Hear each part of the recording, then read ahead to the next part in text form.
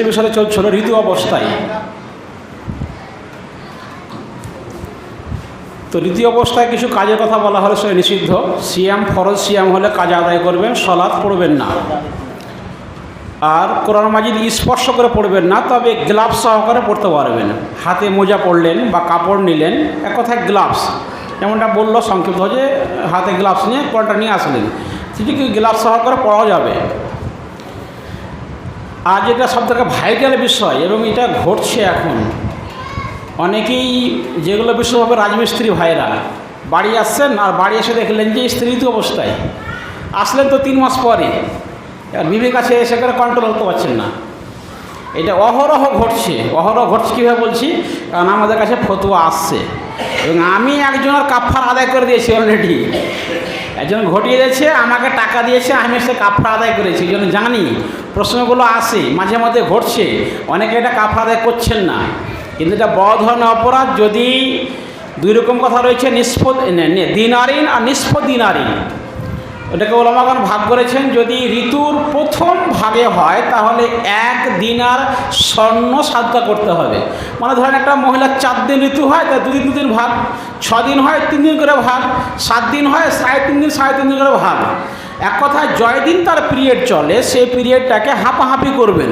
প্রথম ভাগে যদি কোনো স্বামী বাই চান্স লিপ্ত হয়ে যায়, মেলামেশা করে ফেলে ঋতু অবস্থায়, সেই নাপাক অবস্থায়, তাহলে তাকে 1 দিনার ওজন হচ্ছে 4.25 গ্রাম স্বর্ণ।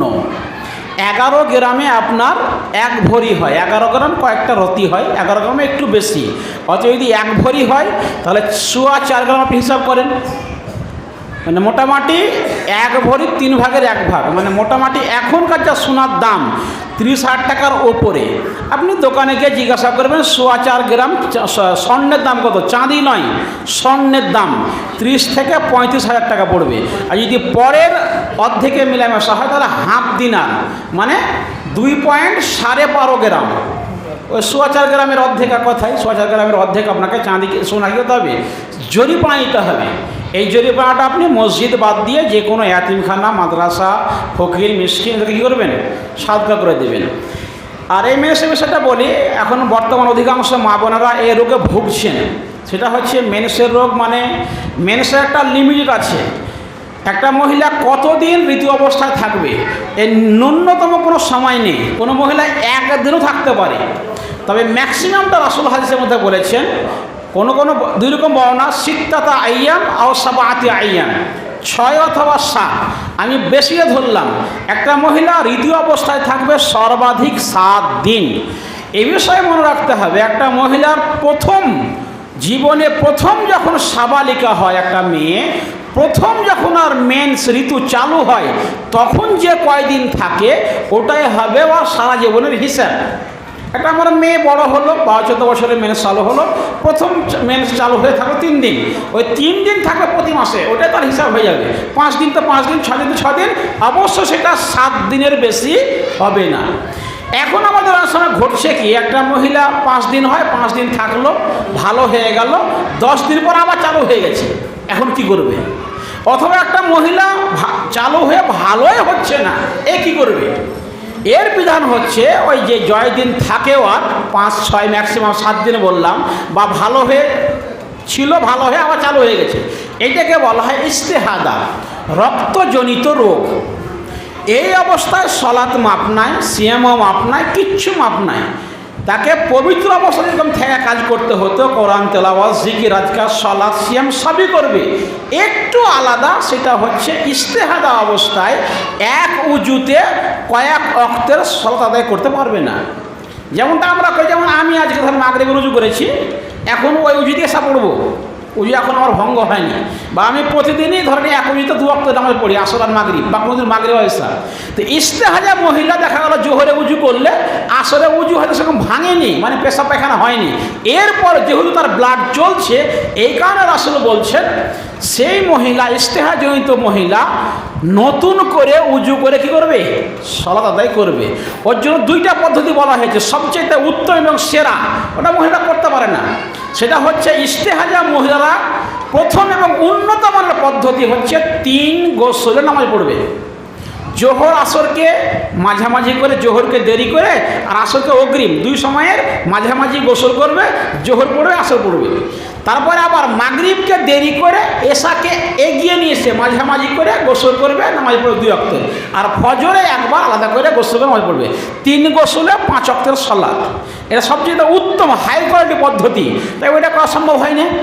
যদি সম্ভব না হয়, দ্বিতীয় এবং সহজ পদ্ধতি 5 ওয়াক্তে 5 বার নতুন করে উজু করে নামাজ পড়বে। অর্থাৎ আমি বলতে চাইলাম যে আমার উজু হয়তো আজকে, মানে আমি আজকে মাগরিবে পড়েছি, ওই তো এসা পড়বো, এখন উজু আমার এখনও আছে।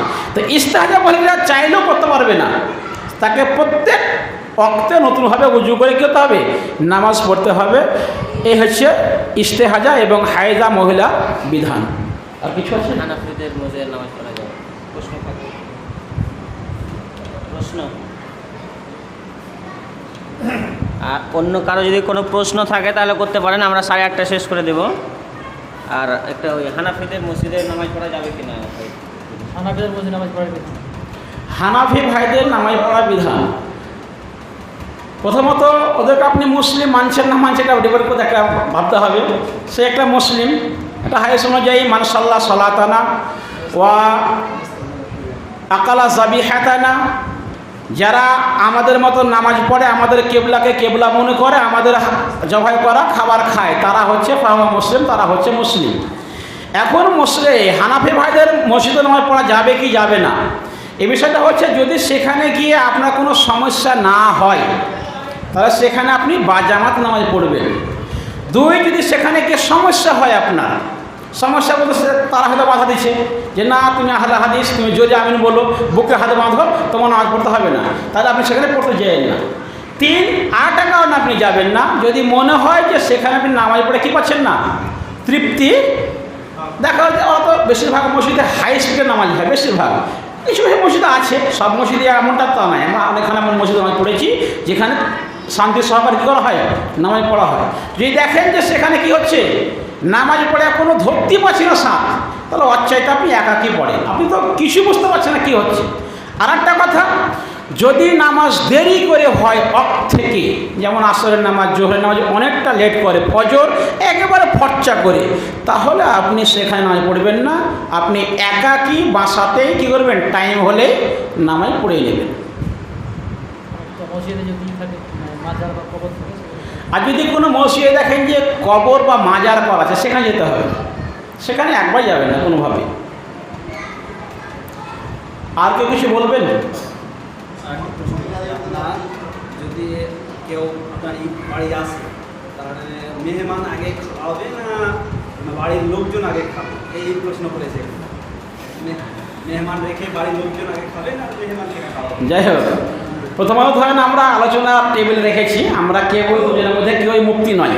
হয়তো আমি একটু মাসার সঙ্গে জড়িত আছি, কিছু হাই স্কুল পড়ে স্টাডি করি, এই জন্য তো কিছু বলতে পারি। বাড়িতে মেহমান আসলে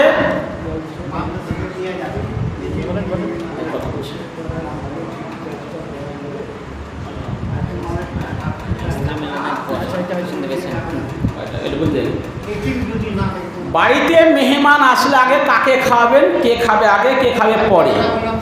এর আগে আমাদের যারা সদস্য তারা মোটামুটি জানছেন, এর আগে আমি সুন্নাত এবং বেদাত নিয়ে আলোচনা করতে গিয়ে বলেছি মানুষের জীবন 2 ভাগে বিভক্ত। আমাদের জীবন 2 ভাগে বিভক্ত, দ্বীনি ভাগ, ইবাদতের ভাগ, আর একটা দুনিয়াবি ভাগ। আমরা এখন নামাজ পড়বো, জিকির করবো, এটা দ্বীনি ইবাদতের জগৎ। এখান থেকে বেরিয়ে গেলাম, চলাফেরা, কথাবার্তা, খাওয়া দাওয়া, ওঠা বসা, এটা হচ্ছে দুনিয়াবি ভাগ। দ্বীনি বিষয়ে যতটুকু রাসূল করেছেন এবং বলেছেন তার বাইরে আপনি করতে পাবেন না, হাত বাড়াতে পারবেন না। দুনিয়াবি বিষয়ে সবই হালাল, যতটুকু রাসূল নিষেধ করেছেন, আল্লাহ নিষেধ করেছেন, ওগুলো বাদ দিয়ে দুনিয়াবি বিষয়ে সবই হালাল। যেহেতু মেহমান আসা, মেহমান নওয়াজি করা, আমি নিজে মেহমান হওয়া, এগুলো কোনো ইবাদতের বিষয় নয়, দুনিয়াবি বিষয়। কাজে আপনাকে খিদে লেগেছে, আপনি খেলেন, সমস্যা কী আছে? ওখানে মেহমান আগে খাবে না মেজবান মানে বাইরের লোক আগে খাবে, বিষয়টা কোনো বিষয় নয়, কোনো ভাইটাল বিষয় নয়। যেমন অনেক সময় হয় না, বিয়েতে 2-5টা যে বরযাত্রী আসে, প্রথম তো আলোচনা করলাম বরযাত্রী যাওয়াই হারাম। এরপর যে 2-5টা লোককে খাওয়াবো, কাকে খাওয়াবো আগে? বরযাত্রীকে খাওয়াবো না গ্রামের লোকে খাওয়াবো? আপনি সিচুয়েশন বুঝে কাজ করবেন। দেখা গেল বরযাত্রী এখন নাস্তা করলো এখনই, তাই আমাকে ভাত খাওয়াবেন? গ্রামের লোককে খাওয়া অনুষ্ঠান করেছে, অলিমা করছেন, খাওয়ার গ্রামের লোককে, তারপর মেহমান খাবে। তো এগুলো হচ্ছে দুনিয়াবি বিষয়, এগুলো কোনো সমস্যা নয়। আপনার ঐচ্ছিক, আপনার খিদে লেগেছে আপনি খেয়ে নেন, মেহমান এসে মেহমানকে খাওয়ান, সমস্যা কিছু নেই। এগুলো আগে পেছে হলে কোনো সমস্যা নেই। মেলামেশা হওয়ার পরেও তসবিহ তাহলিল করা যাবে, মৌখিকভাবে তসবিহ তাহলিল সব কিছু করা যাবে। ফরজ গোসল করার আগে পর্যন্ত তসবিহ তাহলিল সব কিছু করতে পারবেন।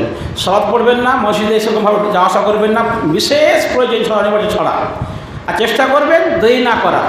ফরজ গোসল হয়ে গেলে রাতে হয়েছে ফজরের আগে পর্যন্ত সময়, যত তাড়াতাড়ি পারবেন ততই ভালো, আপনি পবিত্র হয়ে যাবেন।